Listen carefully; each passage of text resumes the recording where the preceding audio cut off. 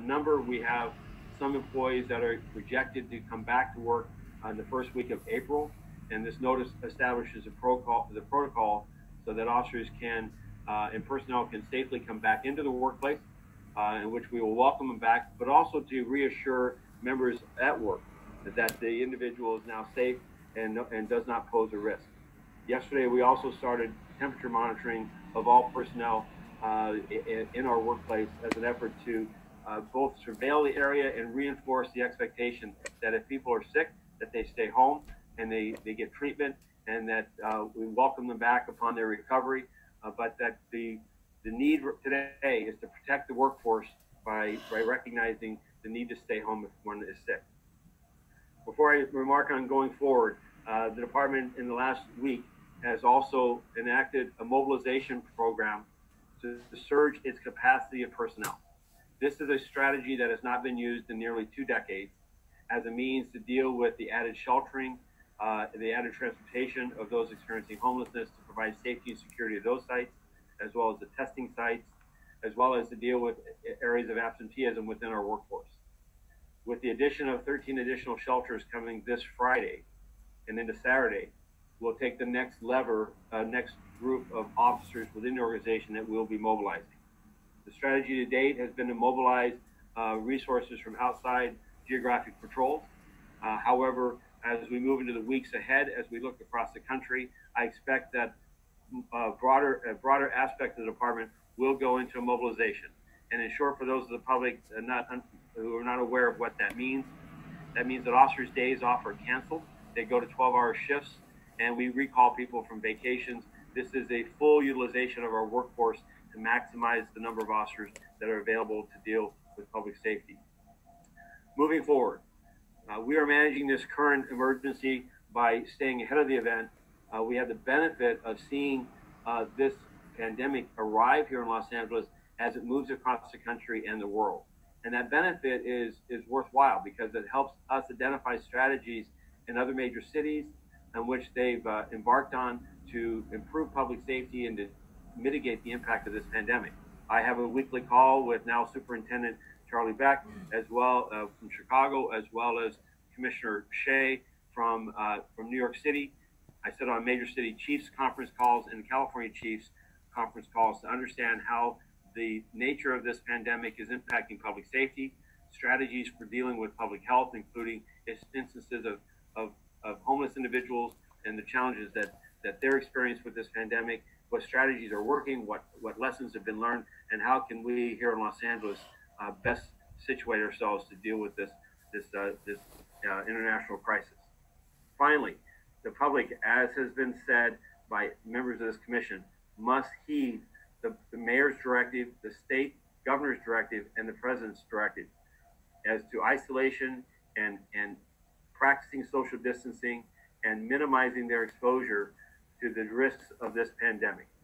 The duration of these safer at home programs are expected to last well into May, and it really is dependent on the discipline of us as a community of whether or not as to the duration of this isolation.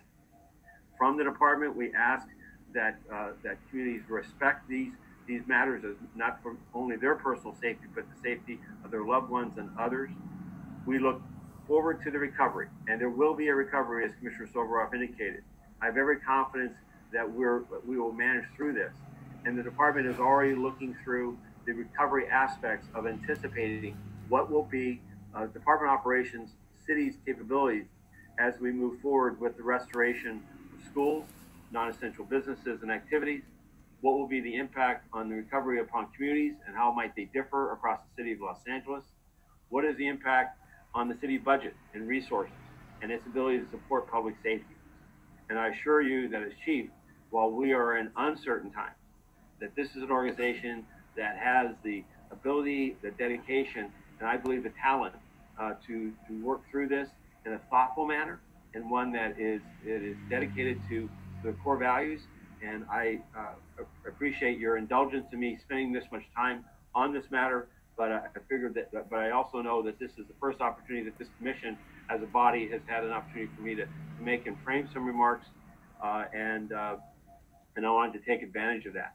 If you'll indulge me, I will talk briefly about crime. I'm not going to go into individual crime categories only because, for the sake of time, but I will suffice to say that the published accounts are accurate, that one, I believe, absolutely attributable impact of the pandemic today in Los Angeles is the reductions that we are seeing in violent and property crime across the board.